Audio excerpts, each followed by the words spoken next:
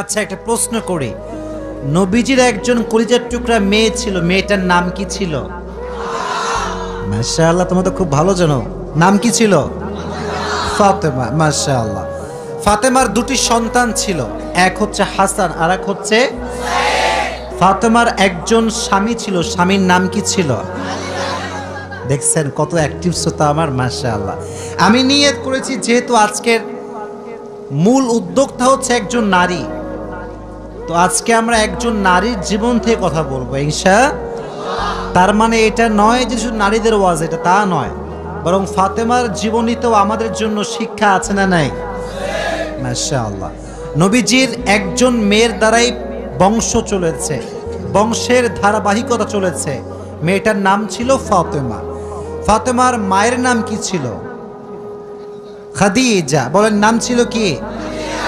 ইসলামে সর্বপ্রথম নারী যে ইসলাম ধর্ম গ্রহণ করেছিল তার নাম কি ছিল? খাদিজাতুল কুবরা রাদিয়াল্লাহু তাআলা আনহা। মাশাআল্লাহ। আচ্ছা বলেন তো, ফাতেমার সম্মানটা কম ছিল না বেশি ছিল? নবীজি বলেছেন, জান্নাতে সর্বপ্রথম যেই নারী প্রবেশ করবে এবং জান্নাতের সমস্ত নারীদের যে সরদারিনী হবে তার নাম হচ্ছে ফাতেমা রাদিয়াল্লাহু তাআলা আনহা। সুবহানাল্লাহ পড়ায়। নবীজি বলেছেন, যে ফাতেমাকে কষ্ট দেয় সে আমাকে কষ্ট দেয়, যে ফাতেমাকে ভালোবাসে সে যেন আমি নবীকেই ভালোবাসে। সুবহানাল্লাহ পড়ে। এটা হচ্ছে ফাতেমা রাদিয়াল্লাহু তাআলা আনহা। ওনার নাম ছিল ফাতেমা আস-সিদ্দিকা, আবার তাহেরা, আবার আছে জুহরা। এক এক জায়গায় একটা উপাধি এসেছে, তবে ফাতেমার সম্মানকে আকাশচুম্বী সম্মান করে দিয়েছে একজন। জবান খুলে বলেন তিনি কে? এবার আসেন, ফাতেমা রাদিয়াল্লাহু তাআলা আনহা যখন বিয়ে করেছিলেন, তার বিয়ের হাদিস, এই যুবকেরা, এই তো কথা এইটা ছিল না, কথা তো এইটা ছিল না, তোমার চুপচাপ থাকবা একটু গ্যাপে, কেউ কাউকে ধাক্কা দিও না, এখানে জায়গা খুবই কম, কারণ স্বামীরা খুবই কম জায়গায় আছে। আচ্ছা বলেন, ফাতেমার স্বামীর নাম কি ছিল? বলেন না, নাম কি ছিল? আলী রাদিয়াল্লাহু তাআলা আনহু। যখন ফাতেমার বিবাহের বয়স ঘনিয়ে আসলো, সর্বপ্রথম ফাতেমাকে, যুবকের হাদিসটা মনোযোগ দিয়ে শুনো, খালি ডান বাম করে মোবাইল নড়াবো না, কথা শোনো। ফাতেমার বিবাহের জন্য সর্বপ্রথম যিনি বিবাহের প্রস্তাব নিয়ে এসেছিলেন তার নাম হচ্ছে আবু বকর। তার নাম কি? আমাকে জবাব দিবেন, তার নাম ছিল কি? ইয়া রাসূলুল্লাহ, আমি আপনার মেয়েকে বিয়ে করতে চাই, আপনার পারমিশন আছে কিনা? নবীজি যখন প্রস্তাব পেয়েছেন একদম সাইলেন্ট, চুপচাপ, কোনো জবাব দেন নাই। আবু বকর বের হয়ে গিয়েছে। সেকেন্ড টাইম যিনি এসেছেন তার নাম হচ্ছে ওমরে ফারুক রাদিয়াল্লাহু তাআলা আনহু। নাম শুনেছেন সবাই? ইয়া রাসূলুল্লাহ, আমি আপনার মেয়েকে বিয়ে করতে চাই, আপনার পারমিশন হবে? নবীজি চুপচাপ, কোনো জবাব দেন নাই। তো দুইজন সাহাবী বুঝে গিয়েছে নবীজি তো চুপচাপ, প্রপোজালটাকে অ্যাকসেপ্ট হয়েছে না রিজেক্ট হয়ে গিয়েছে? রিজেক্ট হয়ে গিয়েছে, বের হয়ে আসছে। বাহিরে আরো আছে দুইজন সাহাবী। বলো কয়জন সাহাবী? খেয়াল করে দেখবেন যুবক ভাইয়েরা, বন্ধু বান্ধব এক জায়গায় বসলেই বদমাইশ শুরু হয়ে যায়, ঠিক কিনা বলো যুবক ভাইয়েরা? কিছু কিছু যুবক খুবই ভদ্র, মেয়ে দেখতে চায় না। কিছু কিছু লুচ্চা বন্ধু আছে, বলে এই দেখ, ওই যে দেখ দেখ দেখ দেখ। নিজে ভালো থাকতে চাইলেও বন্ধুরা ভালো থাকতে দেয় না, ঠিক না? তো সাহাবা একরাম দুষ্টামি করতেন, বন্ধুত্বের মাঝে দুষ্টামি না হলে বন্ধুত্ব জমে না। তো ওনারা বন্ধুত্বর মাঝে দুষ্টামি করতেন, কিন্তু হারাম কোনো কথা বলতেন না, যা বলতেন সুন্নাহ অনুযায়ী বলতেন। সুবহানাল্লাহ। তো খেয়াল করেন, এদিকে আমার চোখে চোখ। তো যখন দুইজন সাহাবী রিজেক্ট হয়ে গিয়েছে বিয়ের ক্ষেত্রে, তারা বের হয়ে আসছে যে আমাদের বিয়ে হবে না, আমরা রিজেক্ট। বাহিরে আছে আরো দুইজন সাহাবী, এক হচ্ছে আব্দুর রহমান বিন আউফ আর এক হচ্ছে আলী রাদিয়াল্লাহু তাআলা আনহু। তো আব্দুর রহমান বিন আউফ বলছে, আলী, আবু বকর রিজেক্ট হয়ে গিয়েছে, ওমর রিজেক্ট হয়ে গিয়েছে, আমার বিশ্বাস আলী যদি বিবাহের প্রস্তাব নিয়ে যায় নবী তার প্রস্তাবকে কখনো ফিরে দিতে পারবে না। সুবহানাল্লাহ পড়লেন না? এবার আলী রাদিয়াল্লাহু তাআলা আনহু বলছে, আমার কাছে টাকা নাই, পয়সা নাই, গাড়ি নাই, বাড়ি নাই। নবী তো আমার সঙ্গে তার মেয়ের বিয়ে দিবে না, কারণ আমার কাছে কোনো ঘর নাই, বাড়ি নাই। আব্দুর রহমান বিন আওফ বলছে, আগে যাও তো, এটা ট্রাই দিয়ে আসো, চান্স নিয়ে আসো, দেখো কি হয়। তো আলী রাদিয়াল্লাহু তাআলা আনহু এসেছেন। এই ছাতাওয়ালা ভাইরা, হোয়াট ইজ দিস? আওয়াজ কেন? আওয়াজ হবে না প্লিজ। তাকবীর দেন, লিল্লাহি তাকবীর। আল কোরআনের আলো। আমি ট্রাই করছি ন্যাচারালি কিছু বলার জন্য, কারণ দেখেন আপনারা যদি ডিস্টার্ব করেন এটা ওয়াজ থেকে যাবে ইউটিউবে।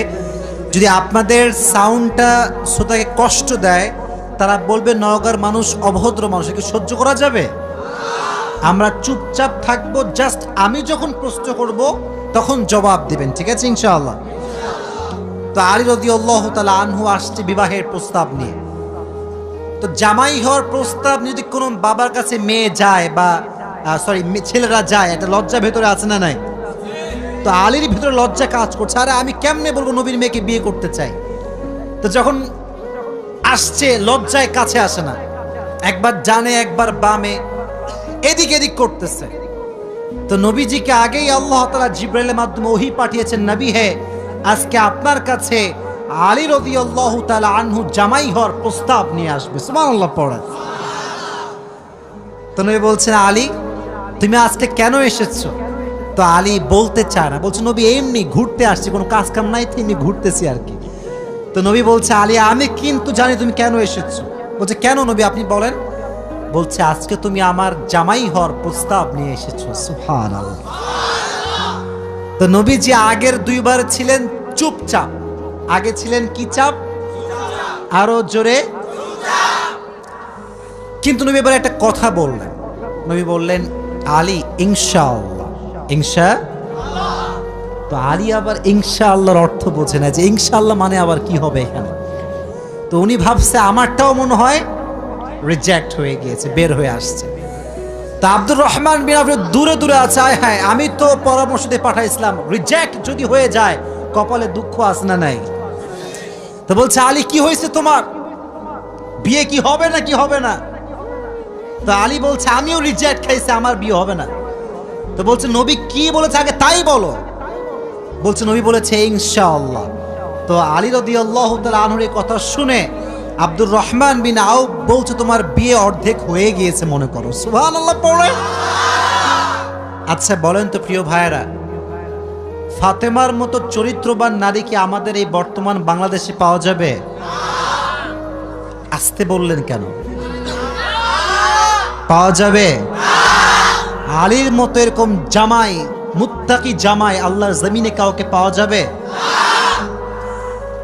আজকালকার তো বোরকা পড়লো বিশ্বাস করা বড় দায় হয়ে যায়। আপনি দেখবেন আজকাল যারা টিকটক করে তাদের 80% হচ্ছে বোরকাওয়ালি নারীরা টিকটক করে। আমি কথা বলবে না প্লিজ, নো কথা প্লিজ, আমি বলছি। দেখবেন টিকটকার মেয়েরা আসলে ইসলামটা বোঝে নাই। তারা মনে করছে জাস্ট বডিটা শো করব, কয়েকটা ফ্যান ফলোয়ার্স বাড়বে, বাস এনাফ। কিন্তু সে বুঝে নাই যে এই সামান্য কয়েকটা ফ্যান ফলোয়ার্স আমাকে জাহান্নামের আগুনে হাজার হাজার বছর পুড়িয়ে ফেলবে, ঠিক কিনা? They don't have any kind of realization, অনুধাবন নাই। এই যে একটা মেয়ের চেহারা আমরা দেখছি, তার উলঙ্গ চেহারা, উলঙ্গ বাড়ি ফেসবুকে সে শো করছে, টিকটকে সে শো করছে, আমাদের চোখ কি ভালো হচ্ছে না নষ্ট হচ্ছে? এই যে মেয়ের কারণে চরিত্র নষ্ট হচ্ছে, মেয়ের আমল নামায় গুনাহ আছে না নাই? তো ফাতেমা এরকম নারী ছিলেন না, এতটা খারাপ তিনি ছিলেন না। উনি ছিলেন সবচাইতে চরিত্রের সুমহান পর্যায়ের অধিকারিণী নারী। সুবহানাল্লাহ পড়া। তো লাস্টে নবীজি ফাতেমার কাছে আসছেন যে, ফাতেমা একটা কথা বলতে চাই আম্মা জান। দেখেন বাবা কাকে বলে, এই যুবকেরা বাবা কাকে বলে দেখো। বলছে আম্মা জান একদম মনোযোগ দিয়ে শুনবেন, ফিল করে শুনবেন। ফাতেমা তোমাকে একটা কথা বলতে চাই। আব্বাজান বলেন কি কথা? বলতেছে যে তোমার জন্য একজন পাত্র পেয়েছি বিয়ের জন্য। তো ফাতেমা বলছে মান হুয়ার রজুল, হু ইজ দ্যাট পারসন, সে কে? তো নবীজি বলছেন তার নাম হচ্ছে আলী। তো আলীর নাম শুনে ফাতেমা একটা মুচকি হাসি দিয়েছে, সুবহানাল্লাহ পড়ে। তো মেয়েরা কিন্তু কাউকে পছন্দ করলে সরাসরি ইয়েস বলে না, একটু মুচকি হাসি দেয়। আর হাদিসে এসেছে বিয়ের ক্ষেত্রে মেয়েকে মুখ ফুটিয়ে হ্যাঁ বলতে হবে না, যদি সে মুচকি হাসি দেয় এটাই প্রমাণ বহন করে যে সে রাজি হয়ে গিয়েছে, ঠিক না বলো? ফাতেমার যেহেতু মুচকি হাসি নবী দেখেছেন, নবী বলছেন ফাতেমা তোমার বিবাহ কার সঙ্গে ফাইনাল? কার সঙ্গে ফাইনাল? আলীর সঙ্গে ফাইনাল। তাহলে এই ক্ষেত্রে আমাদের একটা আদর্শ আছে ফাতেমার জীবনীর থেকে, যখন মেয়েকে বিয়ে দিবেন মুত্তাকি ছেলের সঙ্গে বিয়ে দেওয়া লাগবে, গাঁজাখোরের সঙ্গে বিয়ে দেওয়া যাবে না। আজকালকার গাঁজাখোরের সঙ্গে বিয়ে দেয়, এরকম বাপ আছে না নাই? খালি গাঁজাখোর না, টাকলার সঙ্গে বিয়ে দিয়ে দেয়। আজীব কথাবার্তা। এত সুন্দর যুবক নওগাঁর মাটিতে আছে, বাবা টাকলা কেন খুঁজে বেড়ায়? আমি বুঝে আসি না জিনিসটা আর কি। শোনেন, একটা বিষয় বলি, বাস্তব কথা বলছি। 15 বছরের মেয়ের সঙ্গে 60 বছরের বুড়ার কখনো যায় না, এটা মানায় না, এটার সঙ্গে পার্সোনালিটি ম্যাচ খায় না, ঠিক না যুবক ভাইরা?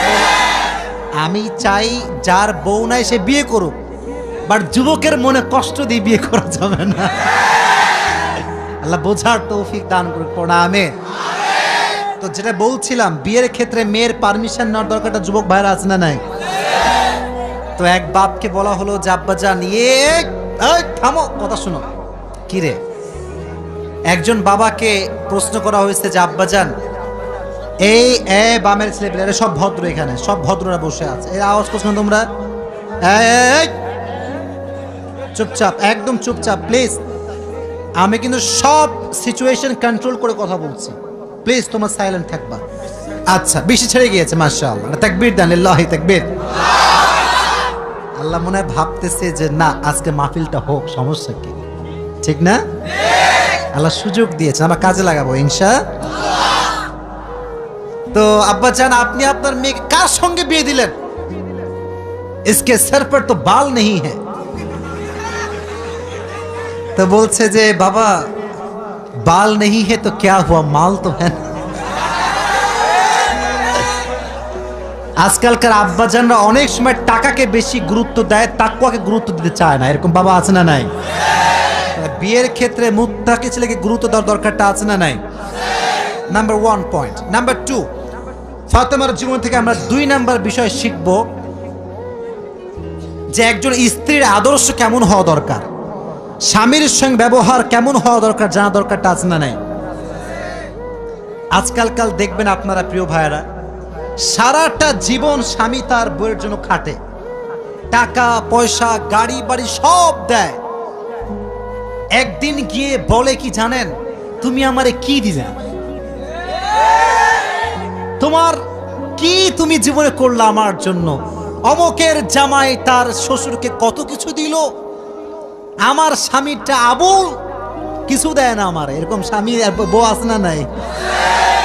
আজীব কথাবার্তা, এটা ঠিক না।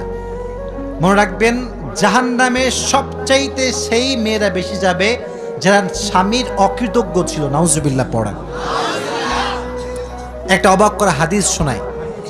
ফাতেমা এমন একজন বউ ছিলেন যিনি তার স্বামীর কাছে কোনো আবদারি করতেন না, কোনো কিছু চাইতেন না। তো একদিন স্বামী আসছে, আলী এসে বলছে, এই ফাতেমা, তুমি আমার কাছে কোনো কিছু চাও না কেন? কিচ্ছুই চাও না, আমি চাই তোমাকে দিতে, তুমি নিতেই চাও না। আজকে তুমি এমন একটা কিছু চাইবা যেটা খাওয়ার জিনিস হবে, আমি তোমাকে নিয়ে এসে খাওয়াবো, আমি তোমাকে নিয়ে এসে। তো ফাতেমা বলছেন না, দরকার নাই। কি দরকার? থাক না, কোনো প্রয়োজন নাই। তো আলী আজকে নাসরবান্দা, না আমি খাওয়াই ছাড়বো আজকে, বলো কি খাবা। তো চাওয়ার একটা লিমিটেশন আছে।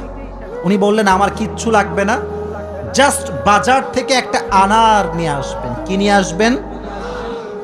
তো আলী রাদিয়াল্লাহু তাআলা আনহু বলছে, ঠিক আছে যাও, আমি যাচ্ছি তোমার জন্য নিয়ে আসবো একটা আনার। বের হয়েছেন নেওয়ার জন্য। এই মনোযোগ দিয়ে শুনবেন হাদিসটা, খুব মনোযোগ দিয়ে। বাজার থেকে একটা আনার কিনেছেন, কিনে যখন বাসায় ব্যাক করবেন, হঠাৎ করে একজন গরিব মানুষ আসছে, সে বলছে, আলী, আজ 3 দিন যাবত আমার পেটে কোনো খানা নাই, আমি বড় হত দরিদ্র মানুষ, খুবই ক্ষুধার্ত মানুষ, তুমি কি আমাকে কিছু খাওয়াতে পারবা? আলী রাদিয়াল্লাহু তাআলা আনহু এতটা দান করার মেন্টালিটি ছিল, এতটা ভালো মানুষ ছিলেন, বইয়ের কথা ভুলে গিয়েছেন, ওই আনারটাও আল্লাহর রাস্তায় দান করে দিয়েছেন। তো যখন আনার মানে হচ্ছে ডালিম, ডালিম, ডালিম। ও আচ্ছা, না বুঝলে বলা যাবে, কোনো সমস্যা নাই। আনার মানে হচ্ছে, নগরে ডালিম আছে না নাই? তোমাদের নগরে একটা বড় বাজার আছে, বাজারটার নাম কি? হ্যাঁ, ওখানে দেখবা রাস্তার বাম পাশে সবগুলো বসে না, ফলের সব দেখবা, অনেক অনেক অনেক আপনার আঙ্গুর রাখা আছে, বেদানা রাখা আছে, আছে না নাই? আপনারা বেদানাও বলেন, ডালিমও বলেন। আচ্ছা, তো উনি দান করে দিয়েছেন। তো যখন দান করে দিয়েছেন, হঠাৎ করে মাথায় আসছে, তো কার জন্য ছিল? ফাতেমার জন্য। বলেন, কার জন্য ছিল? তো মনটা খারাপ, যে জীবনে বউ একবার চাইলো, তাও খাওয়াইতে পারলাম না, মানুষকে দিয়ে দিলাম। বাসায় আসছে, মনটা খুবই খারাপ। তো বউয়ের ভালোবাসা কাকে বলে খুব ভালো করে বুঝবেন। আলী যখন গেটটা খুলেছে, ফাতেমা যখন আলীর চেহারার দিকে তাকাইছে, বলছে, আলী, নিশ্চিত তুমি আমার বেদনা, আমার ডালিম তুমি আল্লাহর রাস্তায় দান করে দিয়েছো। সুবহানাল্লাহ পড়ে। তো বলছে ফাতেমা, আসলেই তাই, আমি দান করে দিয়ে আসছি। তো বলছে, আলী, তুমি যদি আমার জিনিসকে আল্লাহর রাস্তায় দান করে খুশি হও, আমি ফাতেমা তাতেই খুশি হয়ে গেলাম। অবাক করা বিষয় দেখেন, হঠাৎ করে একজন মানুষ বাসার গেটে নক করেছে, এই কেউ কি আছে বাসায়? গেট খুলেছে, তো দেখছে গেটের বাইরে দাঁড়িয়ে আছে একজন সাহাবী, তার নাম হচ্ছে সালমান ফারসি। তার নাম কি? এদিকে পেছনে কিয়ামত হয়ে যাক, তোমরা আমার দিকে তাকাও। তার নাম কি?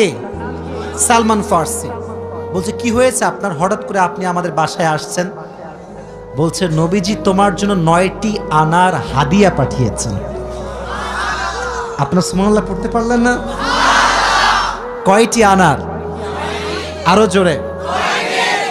তো আলী বলছেন, নো, এটা আমার না, এটা আমার হতে পারে না। সালমান ফারসি বলছে, কেন? এটা তোমার জন্য পাঠিয়েছে। আলী বলছে, ভালো করে চেক করো, এটা আমার জন্য হতে পারে না। বলছে, কেন? বলছে, আল্লাহ তাআলা কোরআনে বলেছেন, মান জাআ বিল হাসানাতি ফালাহু আশরু আমসালিহা, যে আল্লাহর রাস্তায় একটা দিবে, আল্লাহ তারে 10 গুণ বাড়ায় দিবে। তাহলে আমার তো 9টা হবে না, আমার হবে কয়টা? তো সালমান ফারসি এই কথা শুনে আবার পকেটে হাত দিয়েছে, হাত দিয়ে আর একটা বের করেছে, বলছে, নবী তোমাকে 10টাই দিয়েছে, আমি জাস্ট পরীক্ষা করছিলাম। সুবহানাল্লাহ পড়ে।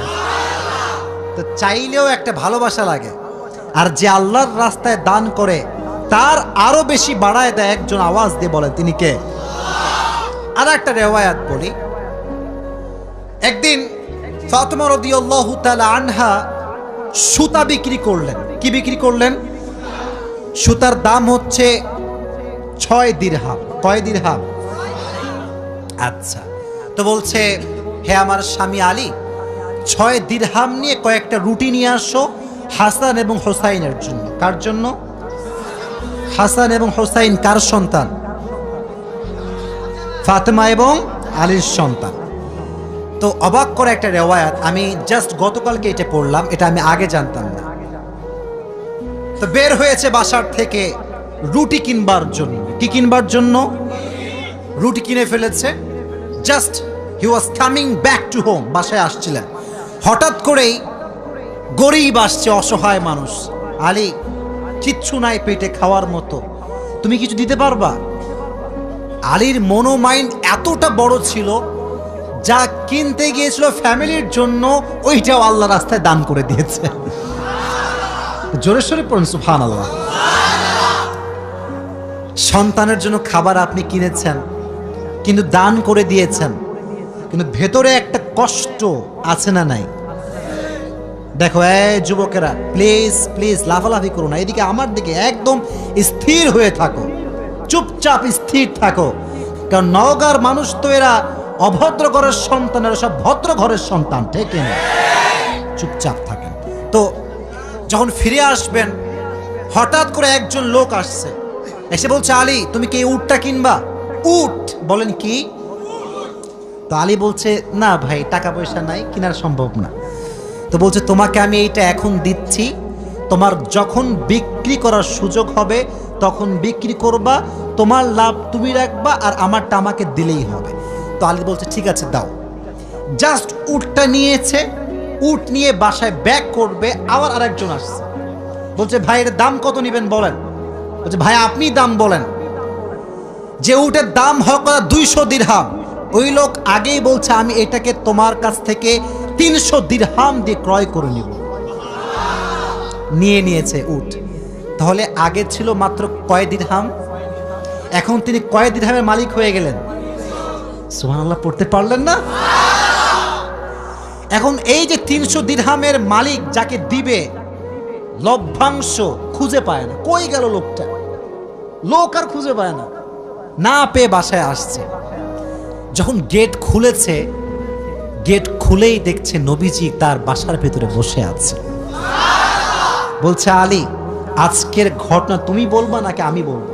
বলছে নবী আপনিই বলেন। বলছে তোমার কাছে সর্বপ্রথম যিনি উট বিক্রি করেছিলেন তিনি আর কেউ নন, তিনি হচ্ছেন জিবরাইল। আর যিনি ক্রয় করেছেন 300 দিরহাম দিয়ে, সে কোনো মানুষ নয়, তিনি হচ্ছেন ইসরাফিল। কেন নবী এটা কেন আমার সঙ্গে হলো? বল তুমি যে নিজে না খেয়ে মানুষকে খাওয়াইছো, এটা আল্লাহর কাছে বড্ড ভালো লেগেছে। তো আল্লাহ তোমার এত বেশি বাড়ায় দিয়েছে যে তুমি কল্পনাই করতে পারো না। সুবহানাল্লাহ পড়েন। তাহলে প্রিয় ভাইরা, আল্লাহর রাস্তায় দান করার জন্য আলী এবং ফাতেমার থেকে শিক্ষা নেওয়ার দরকারটা আছে না নাই? যতটুকু পারি নিজেও খাবো, মানুষকেও দিব। নিজে খাবো, মানুষকে দিব না, এটা স্বার্থপর ছাড়া কিচ্ছু হতে পারে না। আমরা স্বার্থপর হব না, ভালোবেসে যাব। আল্লাহ ভালোবাসার মন আমাদের দান করুক, পড়না আমিন। আর একটা হাদিস, আচ্ছা বলেন তো পরিবারের, আচ্ছা এখানে সব যুবক আমার মনে হয় আমরা মধ্যবিত্ত পরিবারের সন্তান, ঠিক আছে না প্রিয় ভাইয়েরা? শোনেন একটা কথা বলি, অনেক সময় অনেক যুবকের মন খারাপ হয় যে হুজুর শখের একটা R15 নাই, শখের একটা আইফোন নাই, ঠিক আছে না প্রিয় ভাইয়েরা? শখের একটা গাড়ি নাই, শখের একটা বাড়ি নাই। অনেকের এটা কষ্ট থাকে, না বললে হবে না, এটা মানুষ হিসেবে কষ্ট লাগে, ঠিক আছে, কিন্তু মাথায় রাখবা, এদিকে হাদিস বলছি, গরিবরা মধ্যবিত্তরা বড়লোকের চাইতে 500 বছর আগেই জান্নাতে প্রবেশ করবে। এবার খুশি না বেজার? এবার হাদিস শোনা। হঠাৎ করে একদিন আলী এবং ফাতেমার ঘরে এতটা অভাব, ভাত নাই, চাল নাই, ডাল নাই, কিচ্ছু নাই, একেবারে 3 দিন যাবত না খাওয়া। কয়দিন? এটাই কম মনে হচ্ছে আপনার কাছে? কম না বেশি? আপনি বিশ্বাস করেন আজকালকার যুবকরা বডি বিল্ডিং করে, ইভেন তার 6 প্যাক বডি আছে, কিন্তু রোজা রাখতে চায় না। এই এলাকায় মনে হয় নাই? খবর লাগাবেন না, আপনার ভাবিও রোজা রাখে না, খবর লাগায় না। বলবেন যে ভাবি হোয়াট ইজ দিস, রোজা রাখেন না এখন? বলছে বাবা গায়ে শক্তি নাই, দুর্বল। একদিন এক যুবককে বললাম, কি রে তুই আমার ওয়াজ শুনিস না? বলছে অবশ্যই শুনি। তাই রোজা রাখিস না কেন? বলছে যে ভাই রোজা রাখলে বডি কমে যাবে। নাউজুবিল্লাহ পড়তে পারলেন না প্রিয় ভাইরা? কয়েকদিন যাবত না খাওয়া। এবার আলী রাদিয়াল্লাহু তাআলা আনহু বাধ্য হয়ে গিয়েছেন, আর পারছেন না। বলছে ফাতেমা যাও, বাবার কাছে যাও, বলো আব্বাজান বাসাতে খাবার মতো কিছু নাই, আপনার কাছে কিছু হবে খাওয়ার মতো? আহা! ফাতেমা যখন ঘরে আসছেন, নবীজি ঘর খুলে দিয়েছেন। দেখেন বাবা এবং মেয়ের ভালোবাসা কত সুন্দর। ফাতেমা বলেন নাই যে আব্বাজান কিছু লাগবে। যখন গেট খুলেছে, মেয়ের চেহারা দেখেছে, আব্বা বুঝে গিয়েছে মেয়েটা আমার ক্ষুধার্ত হয়ে আমার কাছে এসেছে। সুবহানাল্লাহ পড়া। ডাক দিয়ে বলছে ফাতেমা তোমার অবস্থা কি বলো? কি হয়েছে তোমার? ফাতেমা রাদিয়াল্লাহু তাআলা আনহা ডাক দিয়ে বলছে, আব্বাজান, আজ 3 দিন যাবত আমাদের বাসায় কোনো ভাত নাই, ডাল নাই, চাল নাই, গোস্ত নাই, কিচ্ছু নাই। আমি আপনার কাছে একজন ক্ষুধার্ত নারী হয়ে এসেছি কিছু নেওয়ার জন্য। তো নবীজি বলছেন, এই যুবকেরা এদিকে তাকাও। বলছে, ফাতেমা, আমার কাছে 5টা বকরি আছে, 5টা দোয়া আছে। 5টা বকরিও আছে, 5টা ধামরাটের ভাইরা, 5টা দোয়া আছে, 5টা বকরি আছে। তুমি কোনটা নিতে চাও? which one you want to select? তো ফাতেমা বলছে, নবী হে, আমার বকরি লাগবে না, আমাকে দোয়া শিখাই দিলেই হবে। পরীক্ষায় পাস।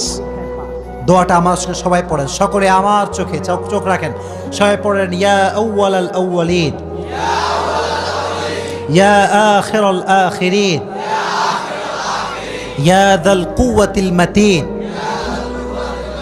ইয়া রাহিমাল মাসাকিন, ইয়া আরহামার রাহিমিন। আমি জানি যে এটা এখনই মুখস্থ করা সম্ভব না, তবে এটা আগামীকাল কোথায় যাবে? মাশাআল্লাহ, সার্চ করবেন, ডাউনলোড দিবেন, এখানে কাট করে নিয়ে আসবেন। এই দোয়াটা you have to repeat after me, বারবার বারবার বারবার। নবীজি বলেছেন, এই দোয়া যে যত বেশি পড়বে তার রিজিকে বরকত তত বেশি বেড়ে যাবে। এই দোয়াটা আমরা বেশি বেশি পাঠ করব তো ইনশাআল্লাহ। এবার ফাতেমা আলীর কাছে ব্যাক করেছে। আলী বলছে, ফাতেমা, তোমার হাতে গোস্ত কোথায়? ভাত কোথায়? খাবার কোথায়? তোমার হাত তো খালি, কোথায় আমার খাবার? তুমি তো খালি হাতে ফিরে এসেছো। বলছে, আলী, আমার হাত খালি না, আমার হাত ভরপুর আছে। বলছে, কিভাবে? বলতেছে যে, যাহাবতু লিদ-দুনিয়া ওয়া জিতু বিল আখিরাহ। আমি নবীর কাছে দুনিয়া চাওয়ার জন্য গিয়েছিলাম, নবী আমাকে আখিরাত দিয়ে ফিরাই দিয়েছে। আমি আখিরাত নিয়ে তোমার কাছে এসেছি। তো আলী এবার নিজেই আসছে। ডানের যুবকরা, কিরে আমার দিকে তাকাও। এবার নিজে কে আসছে? আলী। পরে এবার কে আসছে? নবী হে, অভাব, খাবার দাবার কিচ্ছু নাই। নবী এবার সংখ্যা বাড়ায় দিয়েছে। বলছে, আমার কাছে 5000 বকরি আছে আর 5টা দোয়া আছে, তুমি কোনটা চাও? আলী বলছে, নবী, 5000 বকরি নয়, 5টা দোয়া হলেই চলবে। কতটা আল্লাহর উপরে ভরসা চিন্তা করেন। আমার মতো আপনার মতো মদন হইলে আগে বকরি দেন, তারপর দোয়া দেখা যায়, ঠিক কিনা যুবক ভাইরা? বলো, শুধু এইটা, বিপদে পড়লে মানুষ সুদও খায়, ঘুষও দেয়। আল্লাহর উপরে ভরসা করে কিছু থামবে, দোয়া করবে, তাহাজ্জুদ পড়বে, এই সবর মানুষের মাঝে নাই, ঠিক কিনা যুবক ভাইরা? বল। এজন্য আমাদের অভাব আসলে, দুঃখ আসলে আমরা ভরসা করব একজনকে। আওয়াজ দিয়ে বলেন, তিনি কে? আপনারা মনে হয় বিরক্ত হয়ে গেছেন, আমি দোয়া করে দেব, তাই না? না না, বিরক্ত হয়ে গেছেন মনে হয় না। আসলে খুব ভালো লাগলো এই বিষয়টা, যে আপনারা এতটা আগ্রহী যে বৃষ্টি হচ্ছিল তা আপনারা জান নাই। এটাই প্রমাণ করে নওগাঁর মানুষ ইসলাম প্রেমিক মানুষ, কোরআন প্রেমিক মানুষেরা। এই প্রমাণ দেওয়া যাবে তো ইনশাআল্লাহ? বেশি না, আর কিছু কথা বলবো, দোয়া করেই আমরা বাসায় ফিরে যাবো ইনশাআল্লাহ। আর যেহেতু মুক্তা চৌধুরী সহ যারা এই প্রোগ্রামটা অ্যারেঞ্জ করেছেন, এটার পেছনে অনেক কষ্ট আছে, অনেক মেধা আছে, অনেক শ্রম আছে। এই যে একটা প্যান্ডেল আপনারা করেন, বিশ্বাস করেন অনেক কষ্ট আছে। এই যে স্টেজ, এই যে মাইক্রোফোন, চেয়ার, এই সব কিছু সাজাতে অনেক কষ্ট করতে হয়। আমরা যারা বক্তা আছি, আমরা বড় সেলফিশ, আমরা বড় স্বার্থপর। আমরা আসি এমন একটা ভাবেই বাঁচি না আমরা, ঠিক কিনা প্রিয় ভাইরা? বলো, মানে আমাদের ভাব দেখলে মনে হয় আকাশ থেকে নেমে আসছি আমরা। কিন্তু আমাদের উচিত, একদিন যাচ্ছি যেহেতু, কলিজার ভেতর থেকে সবাইকে ভালোবাসতে হবে, এটা আমাদের অধিকার, ঠিক না? বলা। সো আমি চাইলে কিন্তু শুধু দোয়া করতে পারতাম, যে বৃষ্টি হচ্ছে দোয়া করে দেবো, না। আমি ভেবেছি এইটা, যেহেতু আপনারা আমাকে ভালোবাসেন, আমাকেও ভালোবাসার মান রাখতে হবে, ঠিক না? তো আমি যে কথাগুলো বলবো এখন একটু মনোযোগ দিয়ে শুনবেন, ঠিক আছে ইনশাআল্লাহ? আচ্ছা, এখান থেকে যে সাউন্ড, এটা কি বাসায় যাচ্ছে? আশেপাশে যে বাসাগুলো, মানে আমার বোনরা তো শুনতে পাচ্ছে, তাই এখন যা বলবো এটা বোনদের জন্য গুরুত্বপূর্ণ হবে। আচ্ছা শোনেন, একটা কথা আমি আপনাকে, এই যুবকেরা প্লিজ আমার দিকে তাকাও, প্লিজ। আর কতবার বড় লাগে, প্লিজ আমার চোখে চোখ রাখো। আমি তোমাদের কাছে একটা কথা বলি যুবক, আচ্ছা আমরা কি মেয়েদের শত্রু নাকি বলো? তোমরা বলো না কেন আমরা কি শত্রু?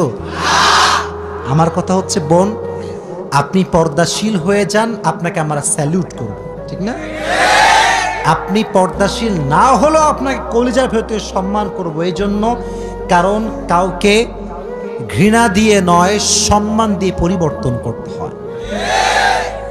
আমাদের যে আজকাল অ্যাটিটিউড আমাদের বক্তাদের ভেতরে, দেখবেন যে আমরা বাংলাদেশে ভাই যেই পরিমাণ হুজুররা আর এক হুজুরকে বদনাম করে, পৃথিবীতে দ্বিতীয় আর কোথাও আপনি এরকম পাবেন না। এই মাইকটা পাইলে ওই হুজুর কনফার্ম জাহান্নামী, ওই হুজুরের বাপ কাফের, ওই হুজুর দাদা কাফের, এই হুজুর নিজেও কাফের, 14 হুজুর সবই কাফের। আচ্ছা সব হুজুর যদি কাফের হয় তাহলে জান্নাতে যাবে কি? জান্নাতে যাবে কি? ন্যারো মাইন্ডেড আমরা, খালি ভুল ধরতে পারি, গুণ ধরতে পারি না, ঠিক কিনা বলো? তো আজকের এই নওগাঁর ধামইরহাট, তাই না? ধামইরহাটের মাহফিল, আমি একটা ছোট্ট কথা বলছি। আমি আমার এটা কখনো আমি বলি নাই, আজকে ফার্স্ট বলছি। আমি আমার বন্ধুদের কাছে ক্ষমা চাচ্ছি আজকের, কারণ আমার কথায় কিছু মিস্টেক ছিল। কি মিস্টেক ছিল? মেয়েদেরকে আমি যা শিখেছি এই পর্যন্ত, মানে আমার এই ক্যারিয়ারে, যুবক ভাইরা তোমরা এটা ভালো করে শুনবা, কারণ সামনে বিয়ের দিন তো আসতেছে, তাই না? এখন থেকে রোমান্টিক হওয়ার দরকার আছে না? মানে প্র্যাকটিস তো করবা, প্র্যাকটিস তো করা লাগবে, ঠিক কিনা বলো যুবকেরা? তো দেখো আসলে কি জানো, মেয়েদের সঙ্গে কড়া হয়ে কোনো লাভ নেই, ঠিক আছে না? মানে মেয়েরা কড়া সব একদম পছন্দ করে না। আমি ভাবতাম যে ঝাড়ি মারলে মনে হয় সব চেঞ্জ হয়ে যাবে, তো এখন বুঝতে পারতেছি যে মেয়েদেরকে আসলে ধমক দিয়ে কিছু হবে না। যা বলতে হবে সম্মানের সঙ্গে বলতে হবে, একদম পরিপূর্ণ রেসপেক্ট দিয়ে বলতে হবে। মেয়েরা দেখবা অটোমেটিক্যালি পরিবর্তন হয়ে যাবে, ঠিক কিনা বলা? এটা আমি শিখেছি তারিক জামিলের থেকে। নাম শুনছেন আপনারা? পাকিস্তানের একজন টপ ফেমাস স্কলার, দেখবেন সাদা পাগড়ি পরে, দেখছেন মনে হয় আপনারা ইউটিউবে ফেসবুকে। তো উনি বললেন যে अगर किसी को दीन में लाना चाहते हो तो जबान की बोल को मीठा बनाओ। উনি বললেন যদি কাউকে দিনের পথে নিয়ে আসতে চাও, তোমার কথা হবে মধুর মতো মিষ্টি। সুবহানাল্লাহ পড়া। তিতা কথা দিয়ে কিছু করা যায় না। আপনি দেখবেন যে আমি অধমের কথা এমন এমন যুবকরা শোনে যার এক পাশে চুল আছে আর এক পাশে চুল নাই, খুব স্টাইলিশ ছেলেগুলো আমার কথা শোনে, তো রাস্তায় দৌড়ায় দৌড়ায় আসে, এই কি ব্যাপার তুমি আমার কথা শোনো, তোমার তো আমার সঙ্গে আসলে যাওয়ার কথা না।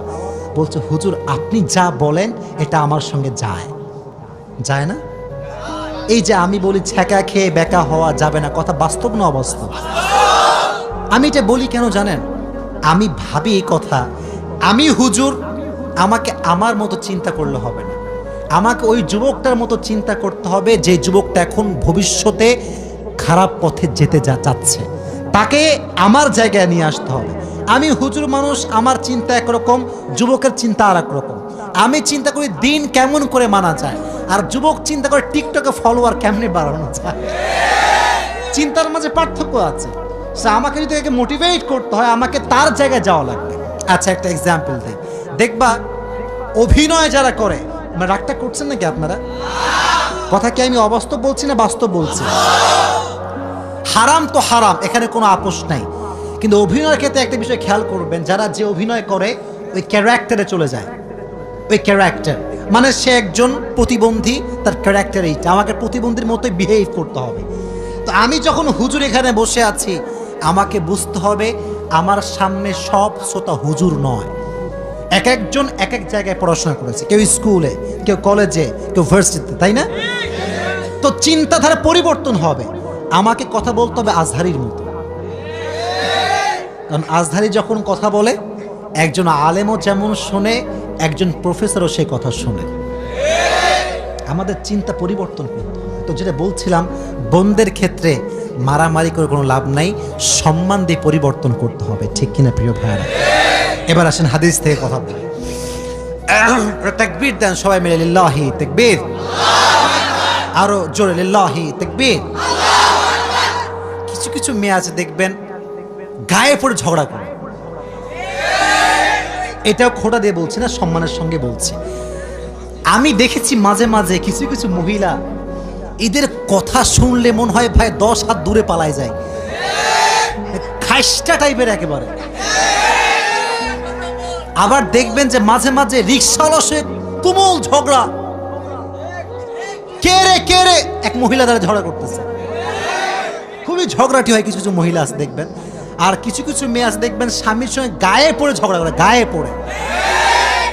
স্বামী এসে বলছে যে দেখো তোমাকে শাড়ি পরে অনেক সুন্দর লাগছে মাশাআল্লাহ। তো বউ বলতেছে আচ্ছা জান বলো তো আমি কি মোটা হয়ে গিয়েছি? তো স্বামী বলছে না না না তুমি অনেক সুন্দর স্লিম আছো। বলছে তুমি তো আমার ভালোবাসার মানুষ, বলো না একটু। বলছে না না তুমি মোটা হওনি, তুমি চিকন ঠিকই আছো। বলছে মিথ্যা কথা না, সত্য কথা বলো, আমি তোমাকে ভালোবাসি, কিচ্ছু হবে না। তো বলছে যে জান তুমি একটু মোটা হয়েছো। বাস আগুন লেগে গেল, ও আমি মোটা হয়ে গেছি তাই না? মানে স্বামী ঝগড়া লাগাবে না, মেয়েটা ইচ্ছা করে ঝগড়া লাগায়, ঠিক কিনা বল? হাদিসে এসেছে ফাতেমার সঙ্গে আলীরও ঝগড়া হতো মাঝে মাঝে, বাট এটা মিষ্টি ঝগড়া ছিল। আলী রাগ করলে ফাতেমা মানায় নিত, ফাতেমা রাগ করলে আলী মানায় নিত। সুবহানাল্লাহ বলেন। কিন্তু একদিন ঝগড়াটা একটু বেশি হয়ে গিয়েছে, আলী এত রাগ, বাড়িতে থাকবো না, যা, বাড়ি থেকে বের হয়ে গিয়েছে। তো এখন এইদিকে কই কথা বলবেন, ফাতেমার ঘরে নবীজি আসছেন বেড়াবার জন্য যে আমার মেয়ের কি অবস্থা। গেট খুলেছে, দেখছে মেয়ে আছে, জামাই নাই। ফাতেমা এই না আলী, আলী কোথায়? ফাতেমা কথা কয় না, ভয়, যদি বলি ঝগড়া আছে আমার অবস্থা খারাপ হয়ে যাবে। তো ভাবতেছে মিথ্যা কথা বলা যাবে না, বলছে আব্বাজান আলীর সঙ্গে একটু ঝগড়া লাগছে, আলী রাগ করে চলে গিয়েছে। অন্য শ্বশুরে কি বলতে, হ্যাঁ এত বড় সাহস আমার মেয়ের সঙ্গে ঝগড়া, ও ঠ্যাং আজকে ভেঙে দিব। নবীজি এই কথা বলেন নাই, নবীজি নিজে লাঠিতে ভর করে জামাইকে খুঁজতে বের হয়ে গিয়েছে। আলী কোথায় খুঁজে পায় না, খুঁজে পায় না। হঠাৎ করে দেখছে আলী মসজিদে নববীর পাশে শুয়ে আছে মাটির উপরে। কিসের উপরে? আর নিচে একটা চাদর আছে। তো যেহেতু মাটি লেগে গিয়েছে, নবী ডাক দিয়ে বলছে ইয়া আবা তুরাব, হে মাটির বাবা। এর উদ্দেশ্য আমি ব্যাখ্যাটা বলছি, দেখবেন। এই এদিকে তাকান। মনে করেন আপনার বন্ধুর সঙ্গে আপনার রাগারাগি হয়েছে, কিন্তু আপনি চাচ্ছেন এমন একটা ভাব করতে যে কিছুই হয় নাই। মনে করেন আপনার ফ্রেন্ড আপনার একটা স্যাড পোস্টে হাহা রিয়েক্ট মারছে, তো রাগ লাগে না মাঝে মাঝে, শালা আমি মরি কষ্টে তুই শালা হাহা মারিস? লাগে না, কষ্ট লাগে না? তো এখন আপনি আসছেন রাগ নিয়ে, কিন্তু আপনার বন্ধু যেন আমার ফ্রেন্ড রাগ করেছে, একে সামলাইতে হবে। বলছে বন্ধু তুই যে মেয়েকে পছন্দ করি তার নাম্বার আমি পেয়ে গিয়েছি। তো দেখবেন যে এই বন্ধু বলবে যে শালা যেহেতু পেয়ে গেছে রাগ করা যাবে না। ঠিক আছে না প্রিয় ভাইরা? কারণ রাগ করলে আমার আর বিয়ে করা হবে। তো নবীর টেকনিক দেখেন, কথা কি মারপ্যাচ বোঝা যাচ্ছে? নবীর টেকনিক দেখেন। নবী জানে যে আলীর সঙ্গে ফাতেমার কি হয়েছে, ঝগড়া। কি হয়েছে? আরো জোরে কি হয়েছে? তো আলীকে এমন ভাবে ডেকেছে ইয়া আবা তুরাব, মানে ও জামাই সাহেব কি খবর, কি করেন? মানে আমি কিছু জানি না, কোনো সমস্যা না, আসেন, কিছু হয় নাই, আসেন। তো আলী ভাবতেছে নবী মনে হয় জানে না, কোনো সমস্যা নেই, চলেই নবীর সঙ্গে যাওয়া যায়। তো নবী এদিকে তাকান, প্র্যাকটিক্যালি বোঝেন, আমি অ্যাক্টিং করে বোঝাচ্ছি, অভিনয় করে। নবীজি বললেন আলী ওঠেন, নিজে জামাইয়ের হাত ধরে উঠালেন। সুবহানাল্লাহ পড়েন। গল্প করতে করতে জামাই শ্বশুর যাচ্ছে বাড়ির দিকে। এদিকে বাসায় আছে কে? বাসায় আছে কে? নবীজি গেট নক করলেন, ফাতেমা তুমি কোথায়, বের হও। ফাতেমা গেট খুলেছেন, ফাতেমা একটু হোপ মেরে আছে, মানে রাগ, স্বামীর উপর একটা মিষ্টি রাগ। নবীজি বুঝে গেছেন যে ফাতেমা রেগে আছে। আলীও তাকাচ্ছে না, ভালোবাসার রাগ আর কি। ভালোবাসা হচ্ছে এমন একটা জিনিস, এখানে রাগ না থাকলে, অভিমান না থাকলে ভালোবাসা জমে না আসলে, ঠিক না প্রিয় ভাই? আচ্ছা, তো নবীজি বলছেন ফাতেমা এই দেখেন, এদিকে তাকান, এদিকে তাকান। ফাতেমা ডান পাশে বসো, আলী আমার কাছে আসো, রোম্যান্টিক সিন ম্যান, বামে বসো।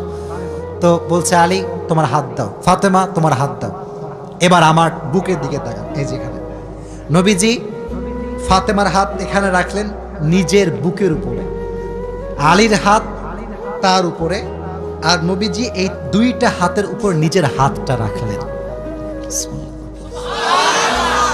এই তিনটা হাত একসঙ্গে, একটা হচ্ছে ফাতেমার হাত, আর একটা হচ্ছে আর একটা নবীজির নিজের হাত। সুবহানাল্লাহ পড়ে।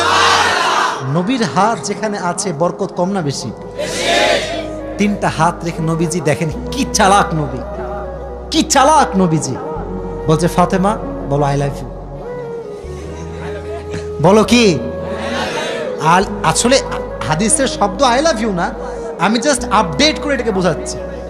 আলীকে বলছে আরে তুমি বলো আই লাভ ইউ টু, বলো আমাদের কোনো রাগ ঢাক কিচ্ছু নাই। নবীর হাতের ছোঁয়া পেয়ে তারা সব রাগ ভুলে গিয়ে আবার মিলেমিশে একাকার হয়ে গেল। ঝগড়া লাগতে পারে, মনে রাখবেন সম্পর্কে রাগ হতে পারে, অভিমান হতে পারে, বাট ছেড়ে যাওয়ার নাম ভালোবাসা নয়, হাতটা আগলে ধরার নাম হচ্ছে ভালোবাসা। ঠিক কিনা ভাই? তো হাত ধরে রাখলেন যে হাত ছাড়া যাবে না।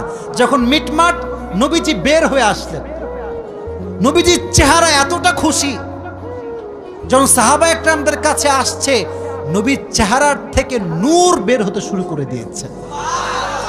ইয়া রাসূলুল্লাহ আপনি এত খুশি কেন? বলছে সাহাবা একরাম শোনো, আজ আমি আমার মেয়েকে তার জামাইয়ের সঙ্গে মিলাই দিয়ে আসছি। এই জন্য ঝগড়া হতে পারে বাট ডিভোর্স দেওয়া যাবে না। আজকালকার ডিভোর্স এত বেশি বেড়ে গিয়েছে, যে পরিমাণ মানুষ মরে তার সাথে বেশি ডিভোর্স বাংলাদেশে হয় মনে হয় আজকাল। ডিভোর্স দেওয়া যাবে, মানিয়ে নেওয়ার দরকারটা আছে না নাই? এই জন্য বোনদের কাছে আমার আবদার, অনুরোধ, রিকোয়েস্ট, স্বামীকে খোটা দিয়ে নয় ভালোবাসা দিয়ে বোঝাতে হবে। স্বামীকে তার অতীত দিয়ে নয় তার বর্তমান দিয়ে জাস্টিফাই করতে হবে। কিছু কিছু মেয়ে আছে স্বামীর একটু খারাপ পাইলে হয় তোর মতো শয়তান কেউ নাই, এরকম মেয়ে আছে না নাই? শুধু একা একা অপমান করো না, এলাকার মানুষ সবার সামনে।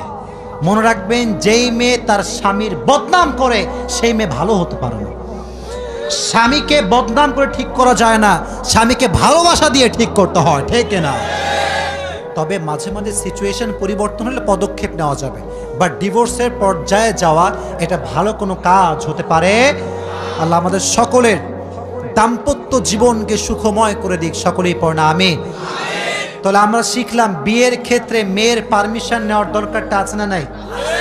ফাতেমার বিয়ের ক্ষেত্রে নবীজি পারমিশন নিয়েছেন কি নেন নাই? Number 1 point. নাম্বার 2, এই বাচ্চারা এই এক মোবাইল দিছে কে রে?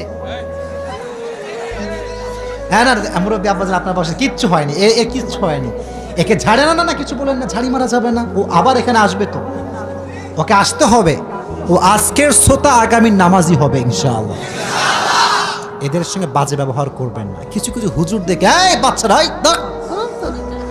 এই বাচ্চা যাওয়ার সময় তওবা করে ইয়ার কভি ভি মাহফিল মে নেহি আয়েঙ্গে হাম, ও তওবা করে যায়। ঠিক না প্রিয় ভাইরা?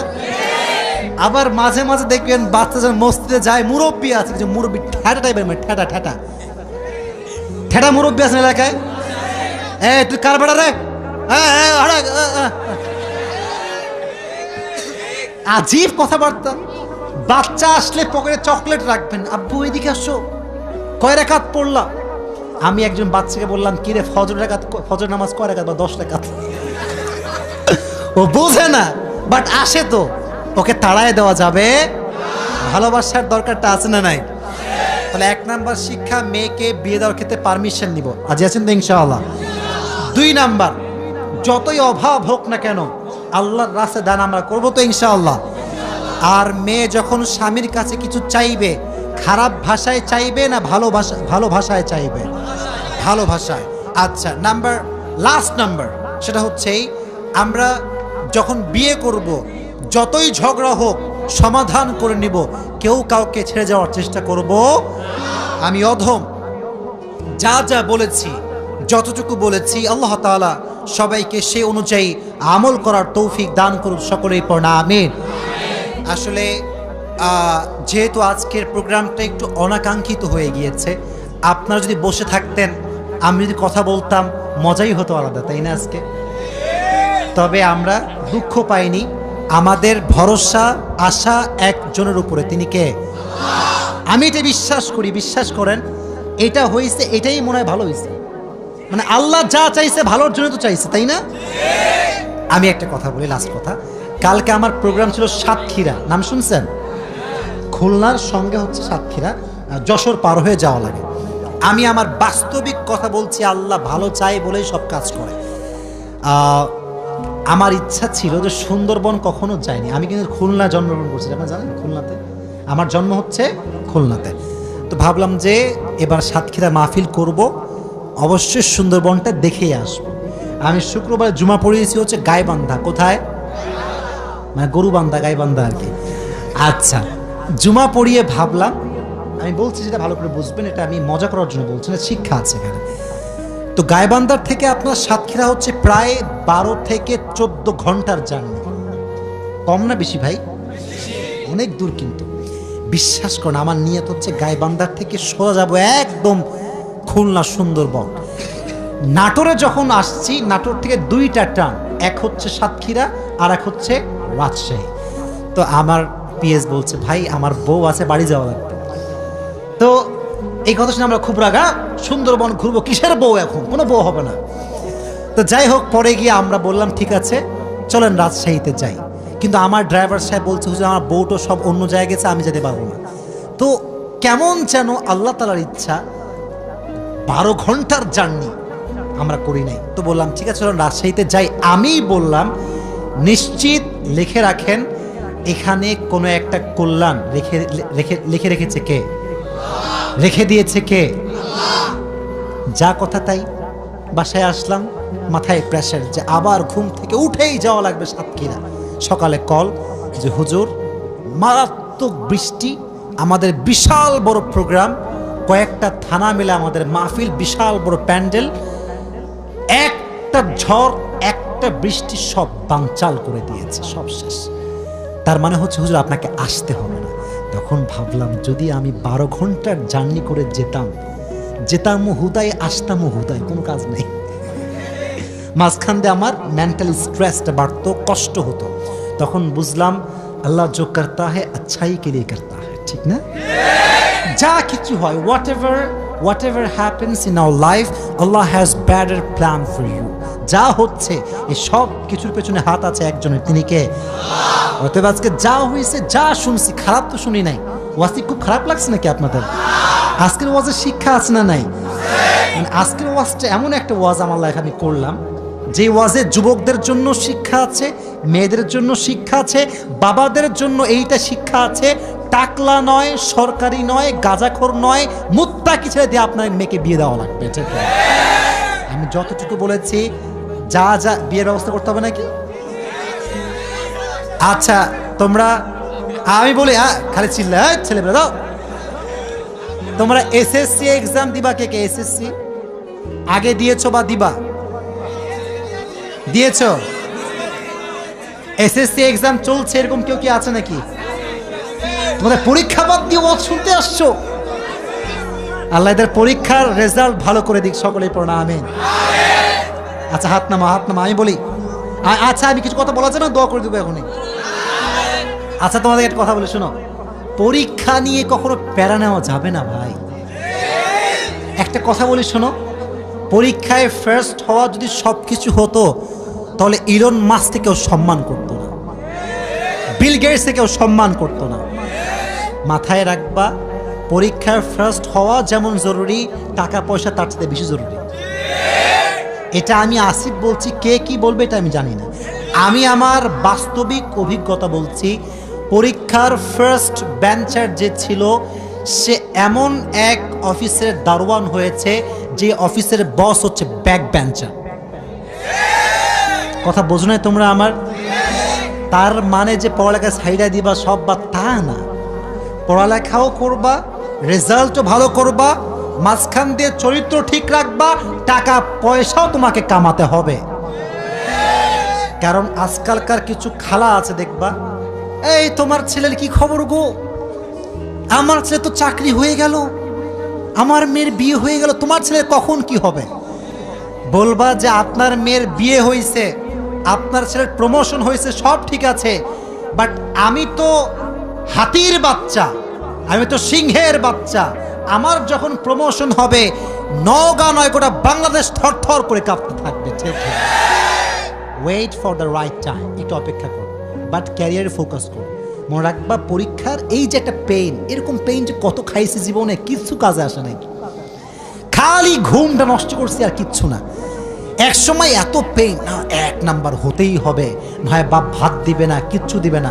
আমার বাপ আমাকে নিজে বলে, আব্বা তুমি যে 1 নাম্বার চিন্তা হওয়া বাদ দিয়েছিলা, এটাকে আমি এখন বুঝতে পারছি তোমার সঠিক সিদ্ধান্ত ছিল। কারণ আমরা এই যে তথাকথিত সমাজ 1 নাম্বার হতে হবে, 1 নাম্বার হতে হবে, এইটা করতে করতে ক্যারিয়ারের মূল ফোকাসটা হারায় যায়। কথা ঠিক আছে না প্রিয় ভাইয়ারা? তুমি ভালো রেজাল্ট করো, বাট জীবনে যেটা হতে চাও পাশাপাশি এটাকে বেশি ফোকাস করো। রাজি আছো তো ইনশাল্লাহ? তোমরা সাকিব আল হাসানের নাম শুনছো, খেলোয়াড়, অলরাউন্ডার, তাই না? তোমরা, আমি জাস্ট তোমাদেরকে ভালোবেসে কথাগুলো বলছি, আমার কথা শেষ, জাস্ট ভালোবেসে বলছি। তোমরা দেখবা যে ও রিসেন্টলি গ্রাজুয়েশন কমপ্লিট করেছে, দেখছো? 15 বছরের গ্যাপ। কত বছরের গ্যাপ? তো যখন পড়ালেখা বাদে ক্রিকেটিং শুরু করছিল, এলাকার মানুষ গাইল ধুমাইয়া গাইল, শালা পাগলা লেখাপড়া বাদ দিয়ে ক্রিকেটিং করে বেড়াচ্ছে। যারা ক্রিটিসাইজ করতো ওই সময়ে, তারাও আজকে সেলফি তোলার জন্য পাগল হয়ে গিয়েছে। ঠিক না ভাই? বোঝা ট্রাই করো, ক্যারিয়ারটা হচ্ছে মেইন থিং। পরীক্ষার রেজাল্ট ডাজেন্ট ম্যাটার যদি তুমি ক্যারিয়ারে ভালো কিছু করতে পারো।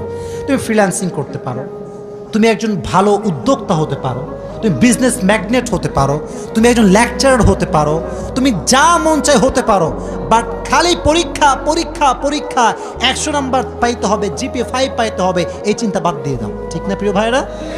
আল্লাহ আমাদের সবাইকে বোঝার তৌফিক দান করুক, সকলে পড়া আমিন।